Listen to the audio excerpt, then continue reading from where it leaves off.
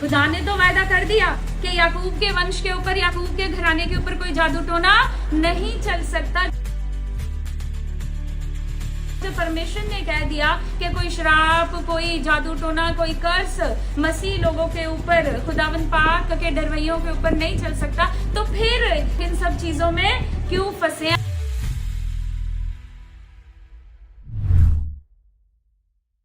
हम खुदा का कलाम खोलेंगे, गिनती की पुस्तक आप खोलें, उसका 15 अध्याय वर्स नंबर 39 हम पढ़ेंगे। Numbers chapter 15 verse 39। और वह तुम्हारे लिए ऐसी झालर ठहरे जिससे जब जब तुम उसे देखो तब तब यहोवा की सारी आज्ञाएं तुमको स्मरण आ जाएं और तुम उनका पालन करो और तुम अपने मन और अपनी दृष्टि के वश में होकर भय विचार ना करते फिरो जैसा करते आए हो। Hallelujah, hallelujah. अब खुदा का कलाम क्या कहता है? कहता खुदावंद पाक ने यहूदी लोगों को या इजराइलियों को एक कमांडमेंट दी, या एक उनको खुदा ने एक हुक्म दिया कि तुम अपने कपड़े के छोर पे एक झालर सी, आपने देखा होगा यहूदी लोग बांधते हैं, टेसल्स हम जिनको बोलते हैं, लटकाते हैं वो, है ना से। तो वो किस लिए प्रभु ने उनको बोला करने के लिए कि तुम अपने कपड़े के छोर पे ये झालर लटका के रखना, ताकि वो झालर जो है वो उन लोगों को याद दिलाती रहे, रिमाइंड बार बार रिमाइंड कराती रहे, उन्हें याद रहे कि उन्हें खुदा की आज्ञाकारिता करनी है, उन्हें खुदा के विरोध में नहीं जाना। और खास करके वो झालर उन्हें, हमने सुना है कि कलाम के अंदर लिखा है कि सबसे अधिक अपने मन की रक्षा कर, लेकिन यहाँ पे दो चीजों के बारे में बात की गई है जो यहोवा पाक ने अपने लोगों से कहा कि ये झालर तुम्हें दो चीजों की याद दिलाएगी, और वो दो चीजें कौन सी हैं? एक तुम्हारा मन और दूसरी तुम्हारी दृष्टि। दो चीजों के बारे में बात की है। अगर व्यक्ति इन दो चीजों पे काबू कर ले, मन और दृष्टि, तब आपके ऊपर कोई जादू टोना, कोई श्राप, कोई कर्स, कोई मुसीबत, कुछ भी चलने नहीं पाएगा। Hallelujah, hallelujah. तो खुदा का कलाम क्या कहता है? कहता और वह तुम्हारे लिए ऐसी झालर ठहरे जिससे जब जब तुम उसे देखो तब तब यहोवा की सारी आज्ञाएं तुमको स्मरण आ जाए और तुम उनका पालन करो। तुम अपने मन और अपनी दृष्टि के वश में होकर व्यभिचार ना करते फिरो जैसे करते आए हो। अब दो ही चीजें हैं जो मनुष्य को क्या करती हैं? अपने वश में कर लेती हैं। दो ही चीजें हैं जो मनुष्य को पूरी तरह से संपूर्ण रूप से अपने कंट्रोल में कर लेती है, अपने वश में कर लेती है और अपने अनुसार चलाती है। और वो दो चीजें कौन सी हैं? मन और दृष्टि। तो कहता तुम अपने मन और अपनी दृष्टि के वश में होकर, कहता व्यभिचार करते ना फिरो के जैसा कि तुम करते आए हो।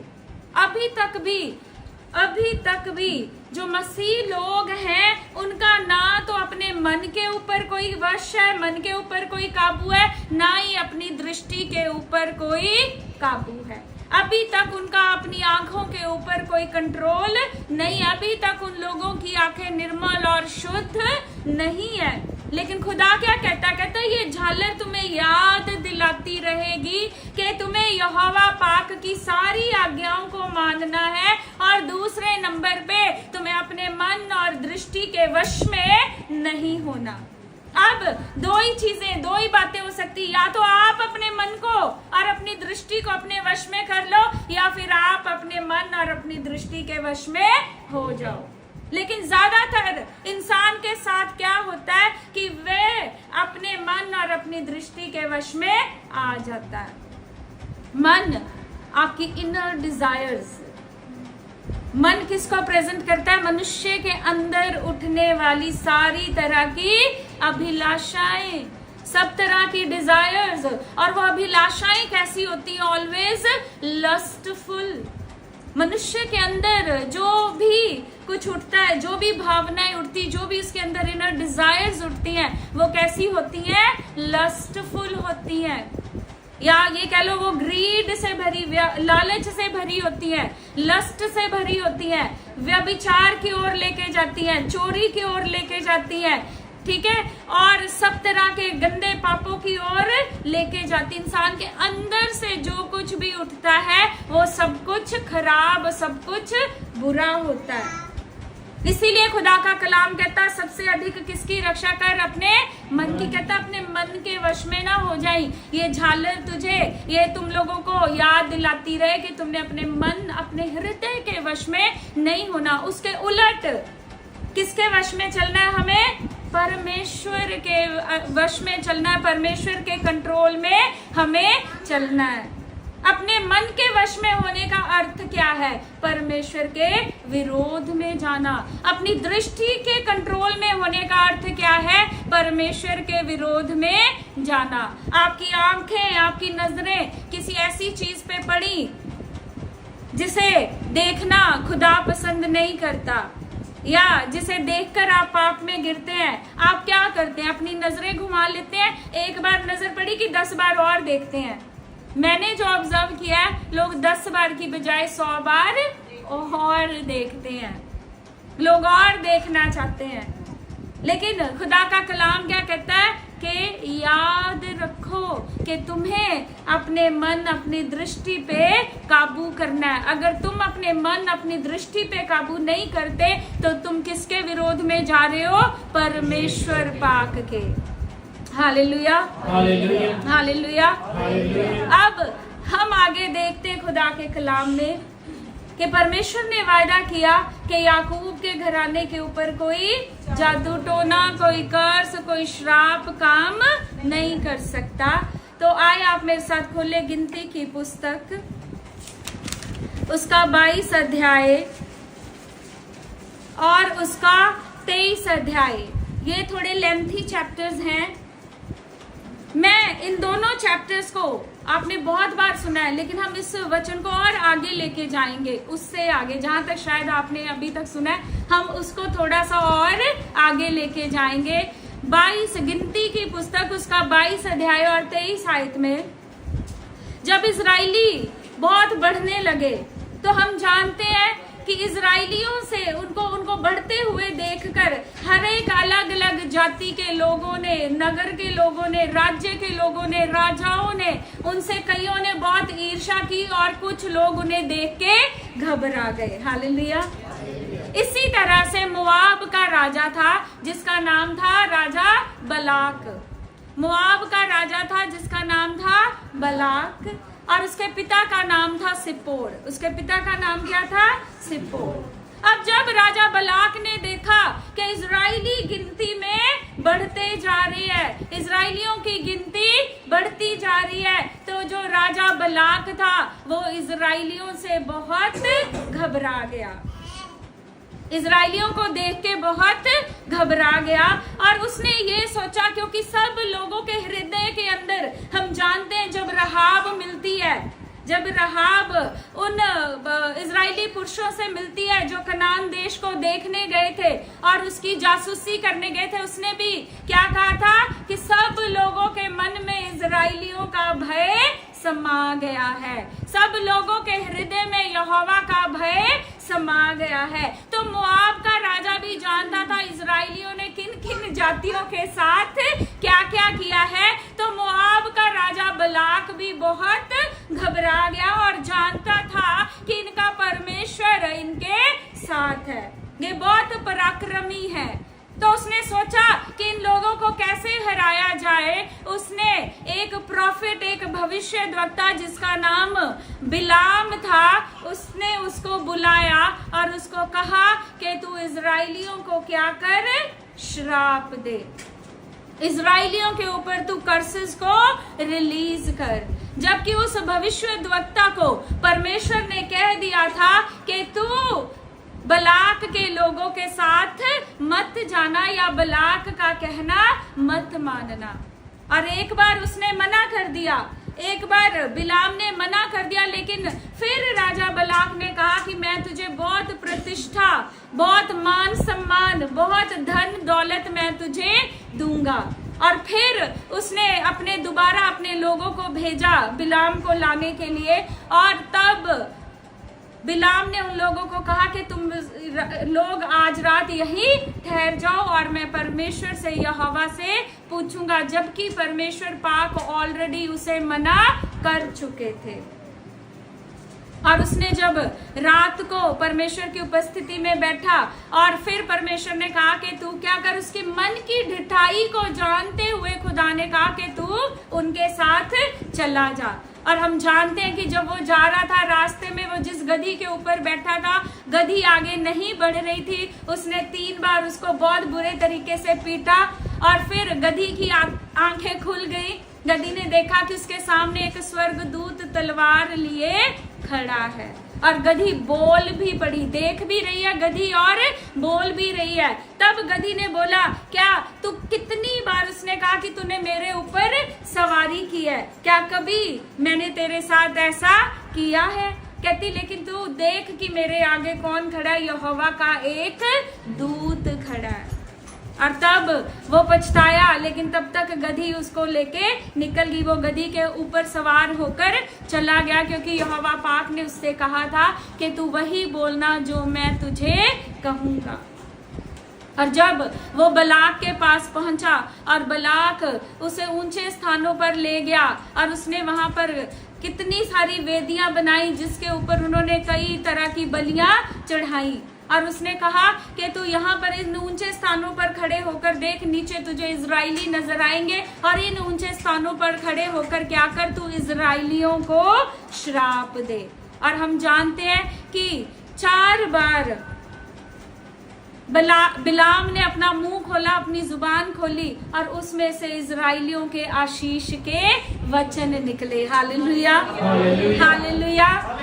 क्योंकि इजराइलियों के ऊपर, यहोवा पाक के डरवैयों के ऊपर, यीशु मसीह के मानने वालों के ऊपर कोई कर्स, कोई श्राप, अभी मैंने आपको बहुत जल्दी में बताया, आप घर में जाके इनको गिनती की ये 22, 23, 24, 25 अध्याय को बड़े आराम से पढ़ना, आपको समझ में आएगा और डिटेल के अंदर और अच्छी तरह से। तो जब उसने अपनी जुबान खोली बिलाम ने, तो उसके मुंह से इजराइलियों के लिए क्या निकले, आशीष के वचन निकले। Hallelujah, hallelujah.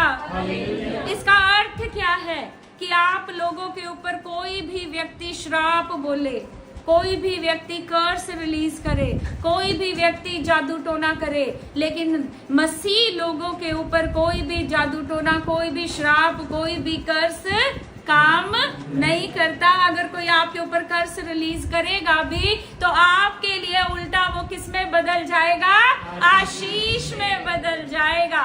Hallelujah, hallelujah.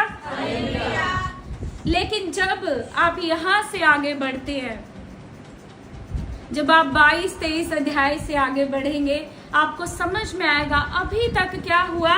इजराइलियों से सब लोग डर रहे हैं, इजराइलियों से सब लोग घबरा रहे हैं। वो जानते कि इन्होंने बाकी हर एक अन्य जाति के साथ इन्होंने क्या किया है। ये जानते थे कि यहोवा बहुत पराक्रमी परमेश्वर है और यहोवा पाक का हाथ इनके ऊपर है। ये लोग जान गए थे कि इनके ऊपर कोई जादू टोना भी, तलवार भी नहीं चल सकती और इन लोगों के ऊपर कोई जादू टोना, कोई श्राप भी काम नहीं कर सकता। Hallelujah, hallelujah.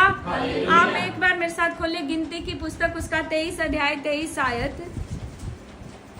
निश्चय कोई मंत्र याकूब पर नहीं चल सकता और इस्राएल पर भावी कहना कोई अर्थ नहीं रखता, परंतु याकूब और इस्राएल के विषय में अब यह कहा जाएगा कि ईश्वर ने क्या ही विचित्र काम किया। हालेलुया। तो क्या कह रहा खुदा का कलाम, कहता निश्चय कोई मंत्र याकूब पर नहीं चलता, कोई जादू टोना, कोई तंत्र मंत्र, कोई काली विद्या, कोई सफेद जादू, कोई लाल जादू, मसीह लोगों के ऊपर कोई भी किसी किस्म का कोई जादू, कोई मंत्र, कोई तंत्र आप लोगों के ऊपर नहीं चल सकता। हालेलुया। तो फिर ये प्रॉब्लम्स आती कहाँ से हैं? फिर ये प्रॉब्लम्स आती कहाँ से है? फिर भी हम खड़े रहते हैं लाइनों में ले हैंड के लिए, फाइनेंस ब्लेस नहीं है। फिर भी हम खड़े रहते हैं, तरह तरह की बीमारियों से हम घिरे हुए हैं। फिर भी हम खड़े रहते हैं, डिप्रेशन है। फिर भी हम खड़े रहते हैं, पैनिक अटैक्स है, एंजाइटी है। फिर ये सब चीजें कहाँ से आती हैं?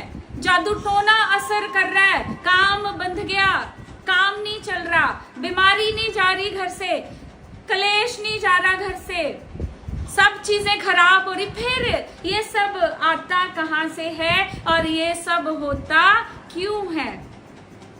पहले पीछे चले जाए गिनती की पुस्तक, उसका 15 अध्याय 39 आयत, क्योंकि हमने अपने मन और अपनी दृष्टि दोनों की ही रक्षा नहीं की है। ना तो हमने अपने मन की रक्षा की, ना हमने अपनी दृष्टि की रक्षा की। हम अपने मन के वश में हो गए, हम अपनी दृष्टि के वश में होके हमने क्या किया? हमने वही किया जो यहोवा पाक के विरोध में है। हमने वही किया जो खुदावंद की नजरों में पाप है। हमने वही किया जिससे खुदा को हम क्या करते हैं? रिस दिलाते हैं, गुस्सा दिलाते हैं। तो फिर वहां से हमारे ऊपर वो श्राप और वो सब तरह के जादू टूने और बीमारियां लोगों के जीवन के अंदर काम करना शुरू हो जाती हैं। जब आप अगले अध्याय में जाएंगे, आप खोल सकते हैं मेरे साथ गिनती की पुस्तक, उसका 25 अध्याय। पहले में हमने क्या देखा 22 और 23 में कि इजरायलियों के ऊपर कोई जादू टोना, कोई श्राप नहीं चलता।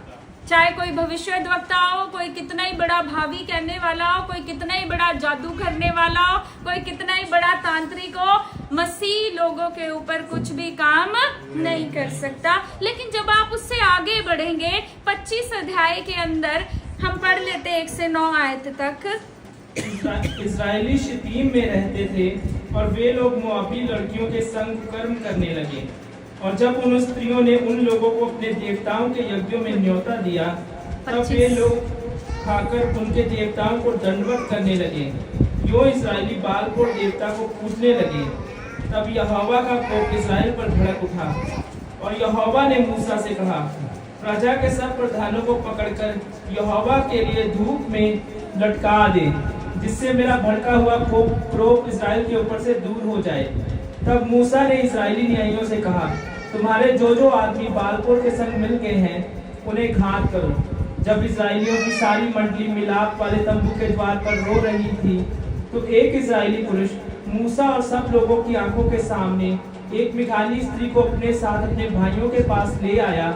इसे देखकर एलियाजर का पुत्र फिनहास, जो हारून याजक का पोता था, उसने मंडली में से उठकर हाथ में एक बर्छी ली और उस इस्राएली पुरुष के डेरे में जाने के बाद वह भी भीतर गया और उस पुरुष और इस स्त्री दोनों के पेट में बर्छी भेज दी। इस पर इस्राएलियों में जो मरी फैल गई थी वह थम गई और मरी से 24,000 पुरुष मर गए।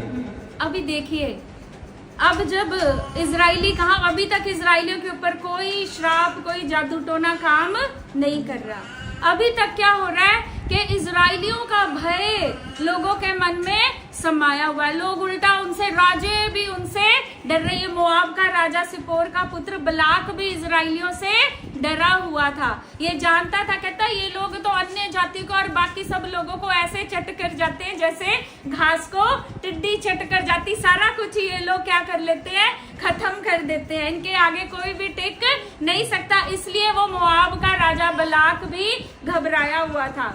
लेकिन अब क्या हुआ? जब इजरायली शतीम में आकर रहने लगे, तो इजरायली लोगों ने अपने ना तो मन को वश में किया, ना अपनी दृष्टि को वश में किया। अपने मन की भावनाओं में आकर, अपने मन की भावनाओं के वश में आकर, अपनी कुदृष्टि के वश में आकर इन्होंने मोआबी स्त्रियों के साथ क्या किया? कुकर्म किया, व्यभिचार किया। और जब एक व्यक्ति व्यभिचार में पड़ जाता है तो वो अंधा हो जाता है, आत्मिक रूप से उसे धुंधला दिखाई देने लगता है, वो अंधा हो जाता है। तो इन लोगों ने उन मोआबी स्त्रियों के साथ, उनके साथ गलत संबंधों में पड़ के उन्हीं के देवताओं की क्या करी? आराधना की। दोनों तरह का व्यभिचार इजरायलियों ने किया। शारीरिक व्यभिचार किया पहले, और फिर शारीरिक व्यभिचार ने उनसे आत्मिक व्यभिचार किया। लिखा इन लोगों ने क्या किया, बाल के पोर देवता की आराधना उन स्त्रियों के साथ, उन मोआबी स्त्रियों के साथ मिलकर की। और जब उन्होंने आत्मिक व्यभिचार भी किया और शारीरिक व्यभिचार भी किया, यहोवा पाक के क्रोध को भड़काया, तो क्या लिखा है कि वहां पर एक महामारी फैल गई, वहां पर एक मरी फैल गई जिसमें 24,000 लोग मारे गए। अभी तक तो कोई नहीं मार पाया, अभी तक तो कोई जादू टोना नहीं चल पाया, अभी तक तो कोई श्राप नहीं काम कर पाया, लेकिन अब 24,000 लोग मारे गए, क्योंकि उन्होंने क्या किया, ना तो अपनी दृष्टि ना अपने मन को अपने वश में किया, उल्टा अपनी दृष्टि और अपने मन के वश में होकर उन्होंने क्या किया, पाप किया। ऐसे घिनौने काम किए जिनसे खुदा घृणा करता है। अगर आप आज के और थोड़े से मॉडर्न उसमें बोले तो बॉयफ्रेंड और गर्लफ्रेंड के चक्करों में आपने एक दूसरे को लोग देखते हैं, सबसे पहले दृष्टि के द्वारा लोग क्या करते हैं, पाप करते हैं। फिर वो मन में भी तरह तरह के गंदे विचार उठते हैं, फिर उनके द्वारा भी हम क्या करते हैं, पाप करते हैं। मन के अंदर जो कुछ पैदा होता है बुरा, दूसरों के बारे में नफरत, दूसरों से एक सेकंड में गुस्सा हो जाना, एक सेकंड में दूसरों की बात बुरी लग जानी, एक ही सेकंड में बड़े छोटे के सारे लिहाज भूल जाने, एक ही सेकंड में सारी बातें खत्म हो जाती हैं, क्योंकि हमारे मन के अंदर से जो कुछ निकलता है, क्या निकलता है, बुरा निकलता है। सब तरह के पाप हमारे अंदर से निकलते हैं, और फिर हम आउटर फॉर्म में ना अपनी दृष्टि ना अपने मन दोनों पे काबू नहीं कर पाते, परमेश्वर के ही विरोध में खड़े हो जाते हैं और फिर परमेश्वर के भयानक हाथ में पड़ जाते हैं। इसीलिए आज लोग आज भी तरह तरह की मुसीबतें, तरह तरह की बातों में, तरह तरह की जादू टोने और फाइनेंशियल कर्सेस में और बहुत सारी चीजों में फंसे हुए हैं। लेकिन जब आप उनको डीपली समझने की कोशिश करेंगे, अंडरस्टैंड करने की कोशिश करेंगे, आपको समझ आएगा कि उन लोगों के जीवन में आपको कुछ ना कुछ गलती, कुछ ना कुछ पाप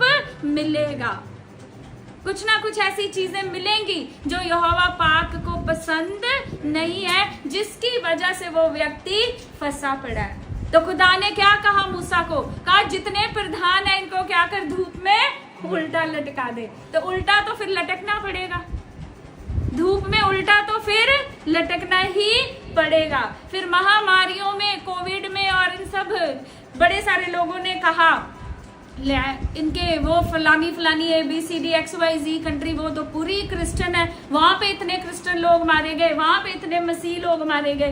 तो उन लोगों का जीवन भी तो देख लो पहले कैसा है और कैसा नहीं है। यहाँ भी एक महामारी के करके 24,000 इजरायली मारे गए।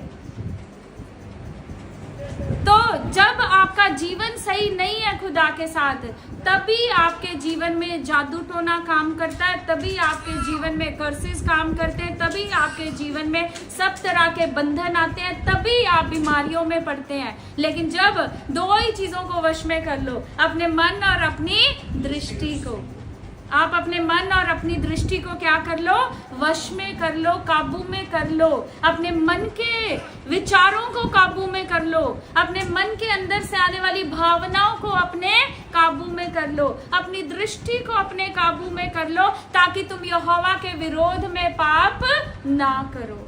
और जब तुम ऐसा कर लोगे तो तुम अपने आप, लिखा है जैसे उन्होंने, वहां पर एक औरत थी जिसका नाम था, 25th चैप्टर आप पढ़ लेना, गिनती नंबर्स 25th चैप्टर, वहां पर एक औरत थी जिसका नाम था कोजबी, और एक व्यक्ति था, पुरुष था, उसका नाम था जिमरी। और इन दोनों ने क्या किया था, पूरा व्यभिचार फैलाया था। उस जो भी व्यभिचार इजरायलियों के मध्य में फेंका, उसके जो क्या कहते हैं जड़ या रूट था, वो कौन थे, ये दोनों, ये जिमरी और कोजबी। तो जब इनको मार दिया गया तो उसके बाद लिखा है वहां पे महामारी भी थम गई। आप अपने अंदर से व्यभिचार को खत्म कर दो, आप अपने अंदर से झूठ चुगलियां निंदा खत्म कर दो, आप अपने अंदर से सब तरह की बुराई खत्म कर दो, आप अपनी दृष्टि को शुद्ध और निर्मल कर लो। आपके सारे बंधन, सारे कर्सेज, आपके बीच में फैले हुए सब महामारियां, विपत्तियां, सब बीमारियां, सब फाइनेंशियल कर्सेज, सारे कर्जे, सारा कुछ खत्म हो जाएगा। हालेलुया। कोई जादू टोना आपके ऊपर काम करने नहीं पाएगा। अगर कोई करेगा भी तो वो देखेगा ये क्या हो गया, मैंने तो इसको कर्ज किया, मैंने तो इसके ऊपर जादू टोना किया, ये तो और फलवंत हो गया, ये तो और बढ़ गया। लेकिन उससे पहले आप क्या करें, अपने मन और अपनी दृष्टि को अपने वश में कर लें। Hallelujah, hallelujah, hallelujah. हालेलुया। आज का वचन आप सबको आशीष दे, आप सबके जीवनों को बदले। और आज से जैसे यहूदी उस झालर को याद रखते थे, आप भी यीशु मसीह की कुर्बानी को आप याद रखें कि उन्होंने सलीब के ऊपर आपके लिए जान दी। इसलिए नहीं कि आप पाप करते रहें और पाप में डूबे रहें। आप उस कुर्बानी को याद रखें और बार बार पाप ना करें। हालेलुया। प्रभु आप सबको बरकत दे।